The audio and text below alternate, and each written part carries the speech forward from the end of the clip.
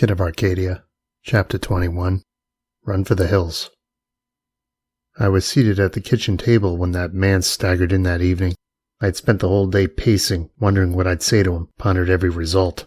I had played every scenario over in my head, even the ones that could have found me dead by sunrise, and felt bold enough to take any plunge I had to take.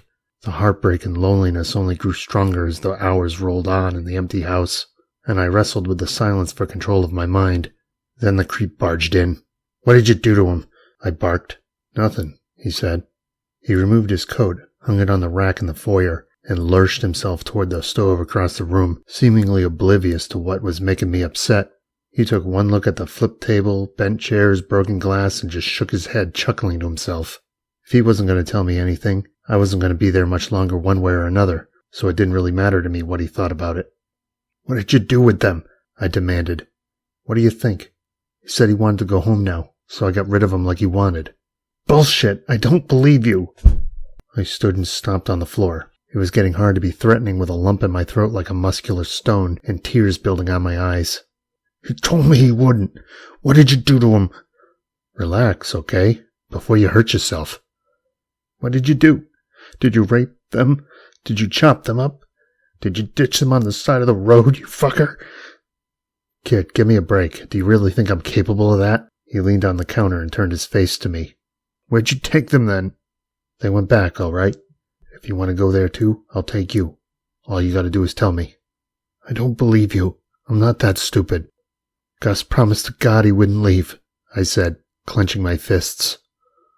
"Well, I guess you'll be going to hell then, because that's what he did. After going downstairs." He laughed. "I always knew he kept that basement locked for a reason." "What did you do to him down there?" I asked. "You want to find out? I bet you'd love it." His eyes grew large and his face turned sinister like the devil. A short smirk and a raised eyebrow, and a shiver ran down my spine worse than the one caused by the chilled air of the house. This one shook right into my gut, and I knew I had to get far away from there that second, all else be damned. I shivered in disgust and burst from my place toward the door, and he dodged after me. He grabbed a hold of my windbreaker's sleeve like a leash as I stepped into the narrow foyer for the door, but I tugged away with all my strength. "Wait!" he yelled, struggling to hold on. "Fine, you hate me now, but don't run out there. It's way below freezing tonight. I'll put you someplace warm." "Let go!" I screamed, realizing my only means of escape. I unzipped the windbreaker and poked out of it, grabbed at the knob, and hurled myself from the screen door and into the icy wind of the night in one move.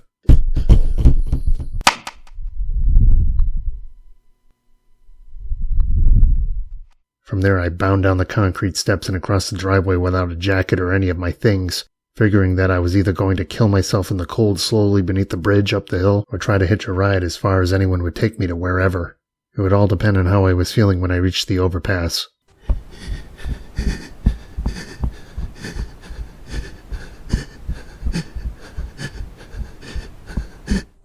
And so I was running the same stretch of road I used to jog those early mornings in the summer, only now the chill took my breath away and stung the lump in my throat as I plodded on. But where to go? Where to go? Soon the cold sank into my skin, so I slowed my pace to a meandering crawl beneath a streetlight where all that diamond frost sparkled on the wet road beneath my sneaks. I took a series of deep breaths, steam billowing out on every one, and trotted around in circles, wondering what to do next. As the cold wind beat down, I knew I needed shelter, anything to get out of it for a second to think.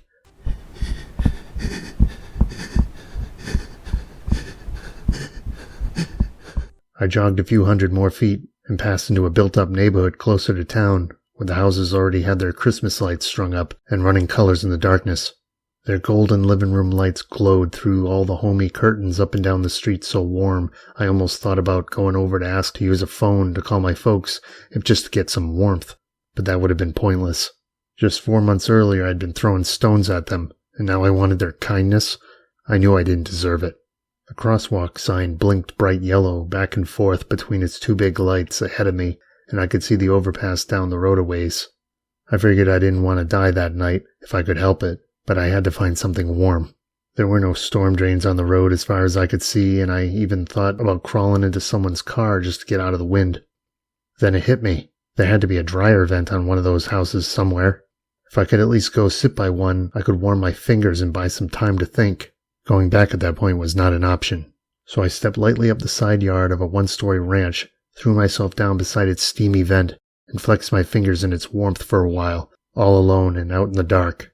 So many times I slipped into bouts of sobbing as I sat there in the darkness, only to catch myself. My thoughts couldn't handle surviving and feeling sorry at the same time, not when the wind stung that hard. "Just go back, this is insane," my inner animal told me. But the futility of it was still stronger and held me there. I blew a few warm breaths down my fists already stung shut and clenched in the cold, and looked up at the night sky as my mind began to drift. I thought about how far I'd come that year, and wondered if it'd end up being my last, about where I was that last November, and how everything back then was like a dream. I thought of how at that time the year before I had spent so long in line buying comics for Christmas, even newer than Dad's. I thought about the lights in the old neighborhood, the big winter we had since we moved. So much had changed. Then some other colors started burning in the darkness of space along with the lights before my eyes, and I knew it wasn't a good sign.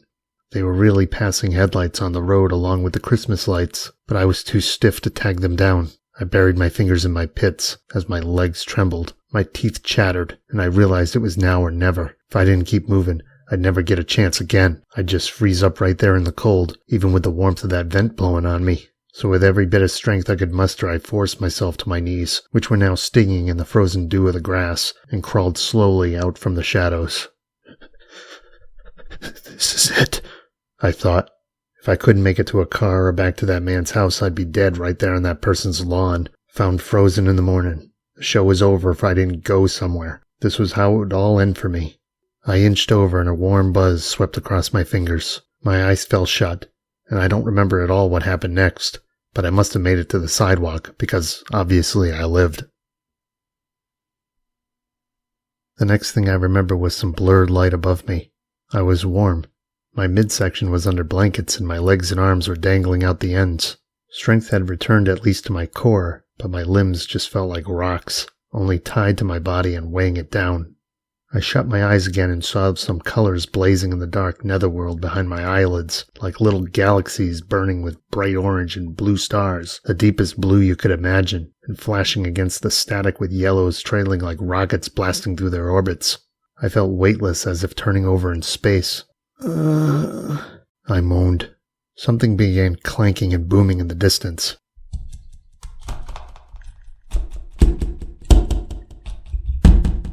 And I opened my eyes to force my surroundings to fit to my squint. As my brain put all the pieces together, I discovered I was back in the creep's bedroom, bundled up on his little floor mattress, with his sheets up to my neck, exactly where Gus had once lain sick.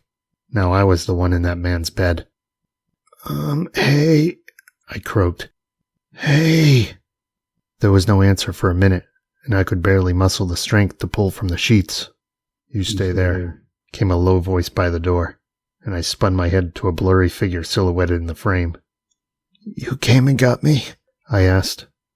No, you came back on your own, he said. No, I didn't. I'm pretty sure you did. Don't do anything stupid like that again, you little shit. In a flash, the door was vacant and a gush of heat crawled up my neck. I rolled over sluggish and noticed Gus's hot orange space heater coils burning away beside me. The dim light in the kitchen hung over the room with the salty smell of chicken broth, and after everything fell into place in my brain, I turned my thoughts back to what had happened. There's no way I had made it to the house in the state I was in. I probably got to the sidewalk, but I definitely didn't make it all the way, regardless of what he said. He just didn't want to take any credit for being there and saving me, like usual. Hey, what time is it? I asked, to no response. Before I knew how much strength had returned, I pulled the sheets tight around my body and welcomed the passage into sleep. I didn't care what he might have done to me while I was out, if anything. I just felt lucky to be alive. He woke me in the morning by tapping his shoe on my ass. Then he placed a bowl of milk and cornflakes on the floor beside me like that was going to be my last meal. I sat up on the bed to bring it to my lap and plunged the spoon into the wet crunch as he nervously sat down on the mattress next to me. The room was a furnace despite the cold out there in the bright morning. I was so hungry I didn't even care how close he was. How are you? He asked. Okay. You could have ended up in the hospital. I almost made the call. You were blasted for a while there. I knew you came looking for me. I rolled my eyes. Just listen. It's no skin off me if you don't want to stay here. And if you're so bent out of shape about going back, you could sleep in the storeroom where I work. As long as you keep it down, you don't trip the alarm. I've done that with boys before, too. But here it goes. You can stay here as long as you want. You don't have to do nothing. And that means nothing. Understand? He explained, patting me on the knee. I was untouched by that promise, no matter how tempting it was. If my story didn't end with me chopped to bits, I thought, it almost seemed like a morbid letdown when compared with the prospects of living yet another year like I was. There was no way I was staying there much longer. "What's my name?" I asked, gulping another spoonful. "Jared. Why?" "What's my last name?" "No idea." "Didn't you see our names listed on the sheet at the post office? You did see it, right?" I asked. He stared blankly at the floor and smiled, hunched his back and threw his arms over his bent knees as if proud that I was the only one to call that bluff among the many others he'd probably used it on. I began to wonder just how many of this guy's bluffs I could call as easily. Not that he would have cared. "No, of course not. You got me. That's another one I made up. The police don't go looking for you guys that deep. I wanted you outside for a good reason, a safety reason. But if I told you, you wouldn't have wanted to stick around here. Trust me. There's all kinds of things you don't even want to know about what I do. It's best that you don't. But anyways, I'll be late for work." With that, he hopped up and moseyed for the door. Something was still bugging me about this guy, though. "Wait," I said, and he paused in the doorway. What you did to Josh and Gus, you were gonna do to me, so why should I believe you? Why would you just send me back? Kid, believe it or not, I don't care. But if you don't care about me and you don't want to do anything with me, why'd you go after me last night? Feeling guilty or what? I asked. "Listen, I don't know who hurt you, but I don't fuck around with kids who are ticking time bombs. That's what you've been ever since I met you. That's why I'm saying it's no longer happening for me. I don't know why you're trying to get me to admit to this or that, because all you should care about is that roof and that bed and the fact that I'm not going to do anything with you like that. That's the big secret. That's what you guys don't know, okay? Now I'm going to be late for work." "So you came after me just so you could keep me around for nothing? Like a frickin' pet or something?" I asked. "I don't need a reason. But if you got a problem with that, like I said, pack up. I'll take you somewhere else. I'll go back home. That's all I'm going to say about it, so no more questions. It's your life. Figure out what you're going to do with it," he said. And with that, he stormed out of the house, leaving me alone with my cornflakes in the morning silence.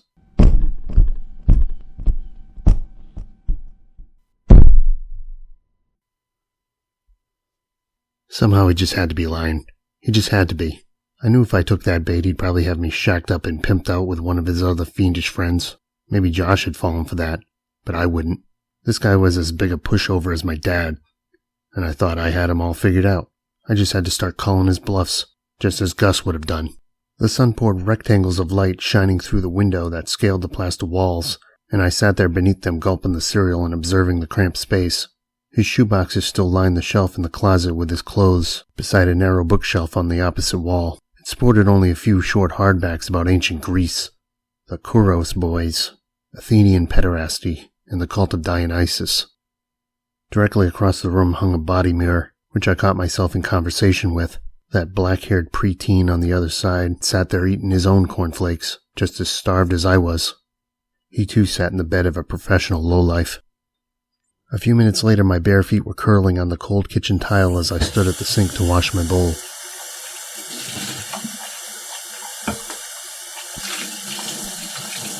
I noticed he had a few crinkled sheets of my dream journal scattered on the table with that folded picture of Eliot sitting on top, and I blushed.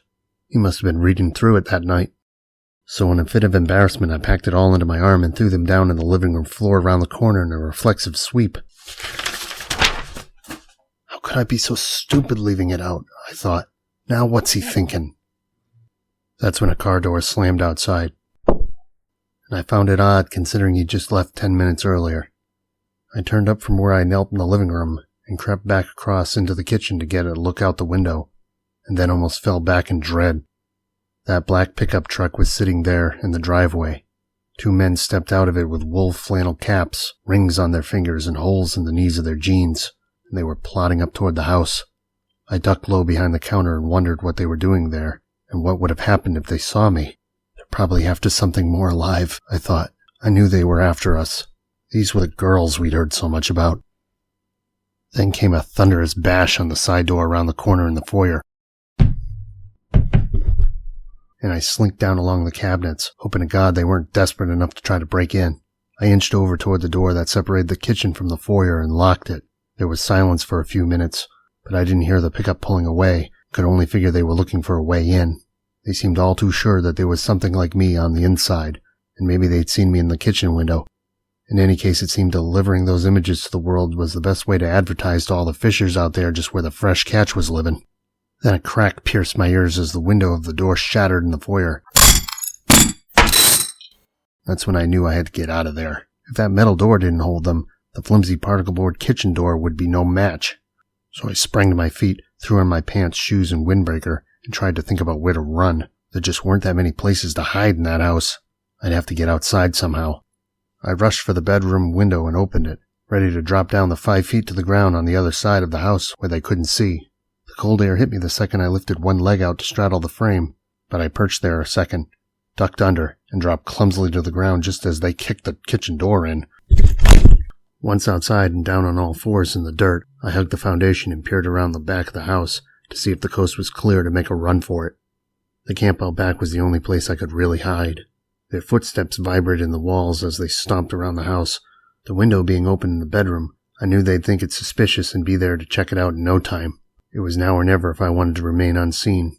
So I stood and bolted across the backyard, the house retreating into the background as I dove into the underbrush of the woods behind it. Only there in the shadows and sticks could I really spare a few more minutes to think. I crawled down a small path like an animal, out about 100 feet, and hid behind a mound of earth and a patch of briar bushes where I could keep an eye on the back of the house without being seen. The woods were stripped of leaves by then and could scarcely cloak me as I tried to run farther out, but the cloudless sky allowed the sun to cast long shadows behind the trees where I could find protection. Sure enough, they found the open window.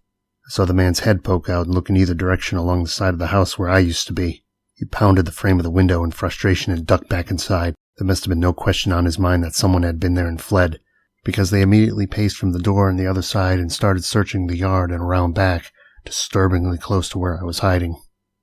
"I'll check the street. You look over there," one of them said. I knew if I didn't get away from there, they'd find me in no time, so I decided to slowly retreat farther into the woods, knowing any leaves and sticks crackling underfoot would totally give away my position. One of the men drew near, and I could barely hold my breath. I'd just have to run for it. There was no time to hide anymore. The path he was on split, and my side was almost overgrown with briar bushes, which would slow him down.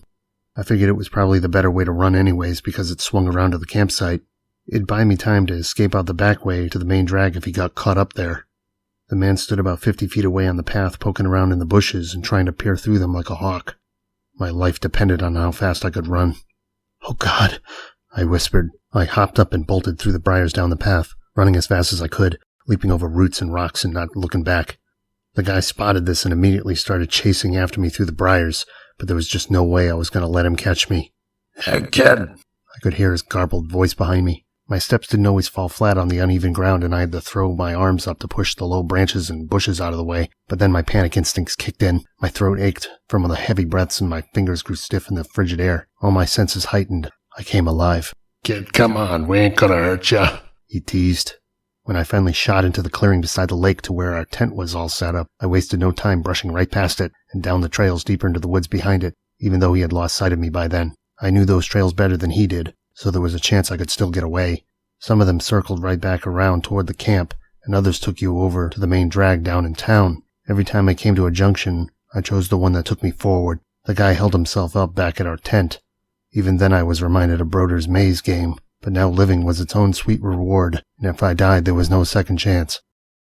I felt numb in the fingers as I ran out of breath, but I kept pacing, even as I couldn't grasp enough air to remain upright or steady. I ran until I tripped on my shoelace, falling flat on my face in the leaves. And I lay there quivering under the naked tree limbs for a second, trying to breathe.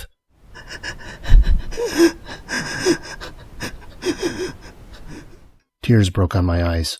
My throat ached in the cold. My feet stung, blistered on the rough of my shoes. My legs felt loose from all the strain as if each one weighed 10 pounds heavier, but I still had to run. "Oh, God." I panted.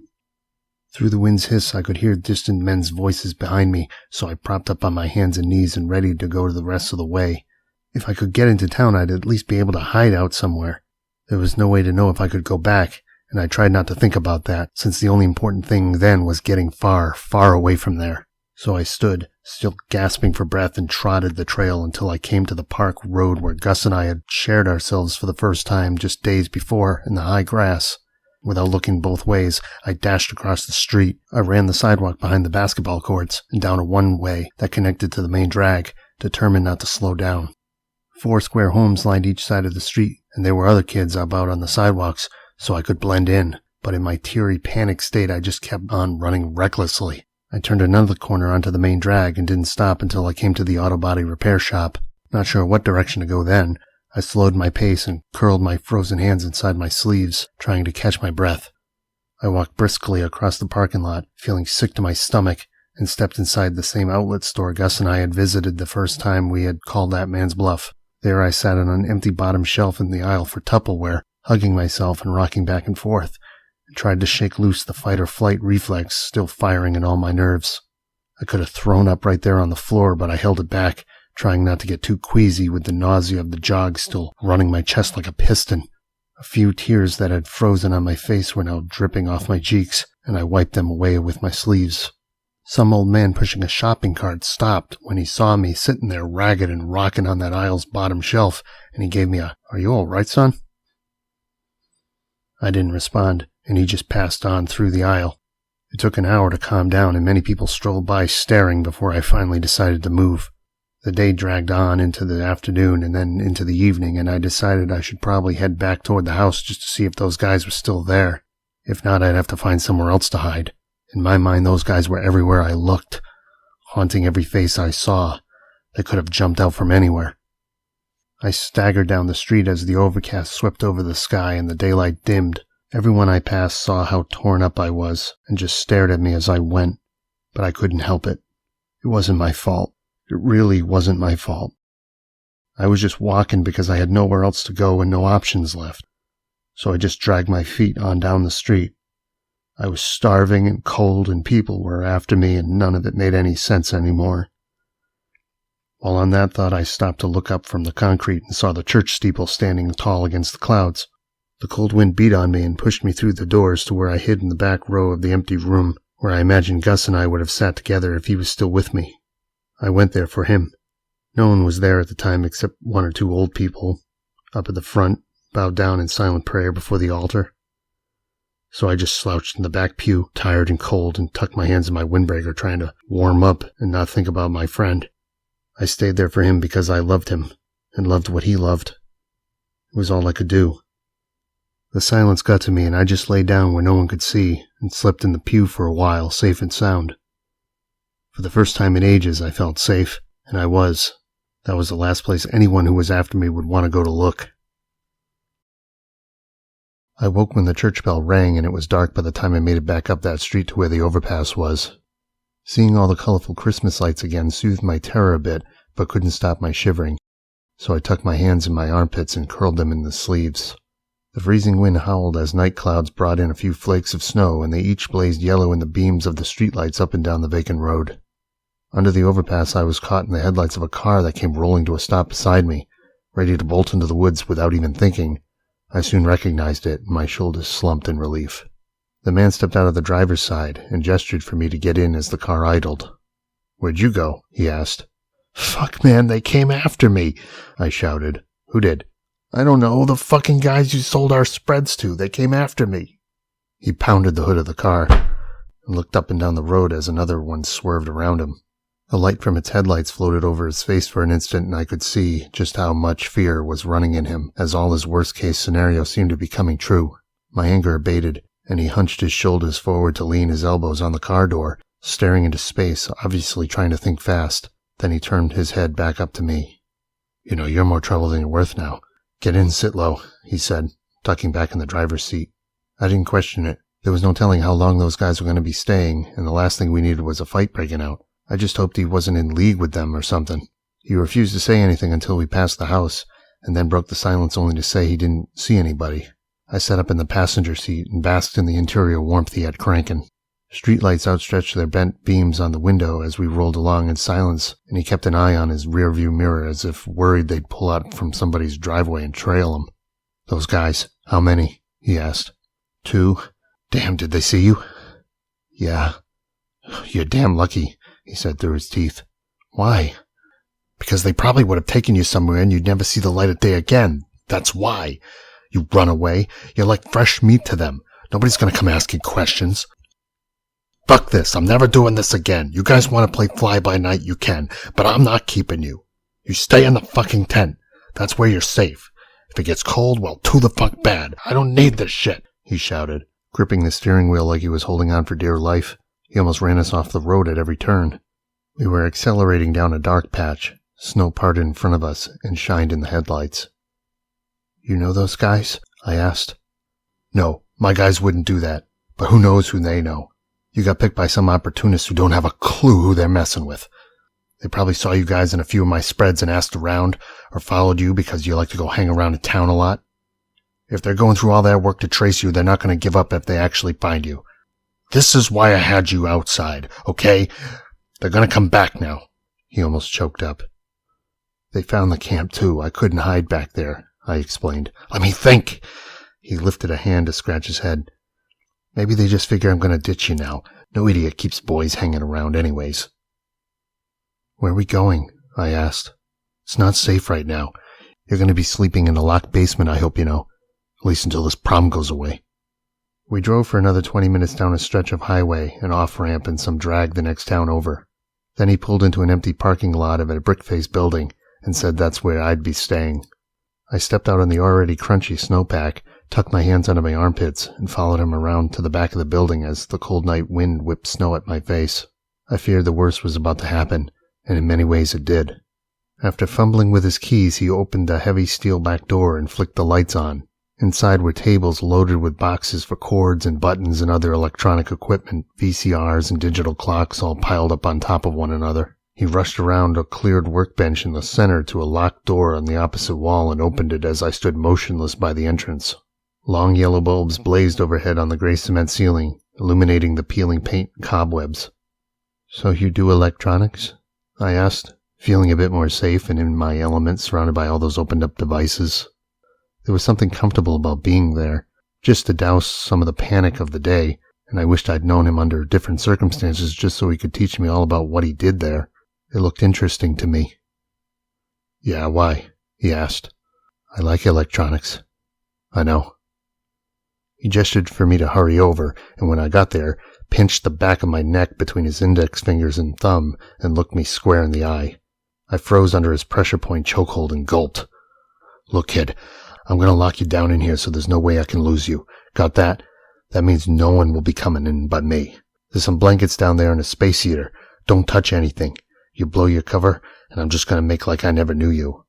As far as we're concerned, you broke in. Got that?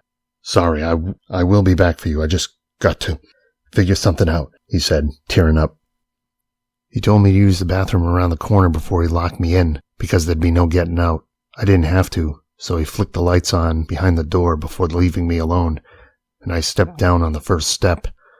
After a push on my back, he slammed the door shut, and I heard him lock it on the other side and stroll out of the other room, crashing the outside door behind him. And then there was nothing but silence. I was standing on a narrow wooden staircase that led down to a small square basement beneath the workshop cramped with broken devices. Dusty blankets lay on the boxes to keep the electronics clean, so I laid a few on the cot in the corner of the room. The bare light bulb suspended from the tinfoil ceiling put out enough power to light a circle around me, but cast the corners of the room in shadow, and even as it felt warmer down there, I could still see my breath in the light. I knew I hadn't been the first kid to occupy that space down there. It was arranged almost like a kid's bedroom, with a cot, a nightstand, and even framed baseball posters on the walls. I had no doubt that that little den I was in had been visited by many a desperate boy like me. There was nothing new about my story. After 20 minutes, the silence started getting to my head.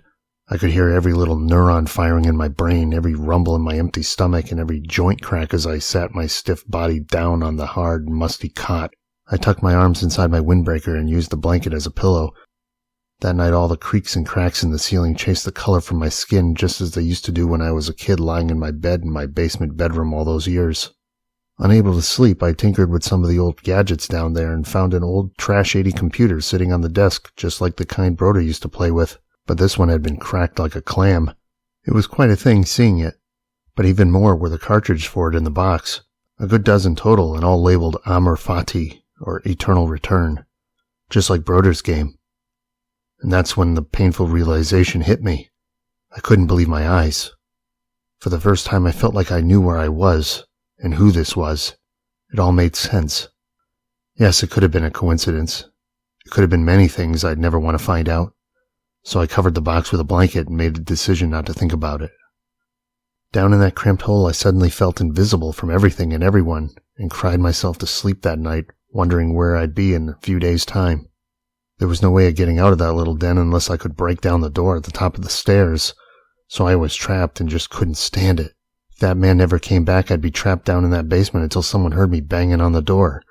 I spoke to God that night, or maybe it was just Gus, and asked him to ask God to get me out of there somehow, wherever he was. Then I decided to scrap all that. Instead, I asked that he be gotten out of whatever was trapping him. Help him instead, I said over and over.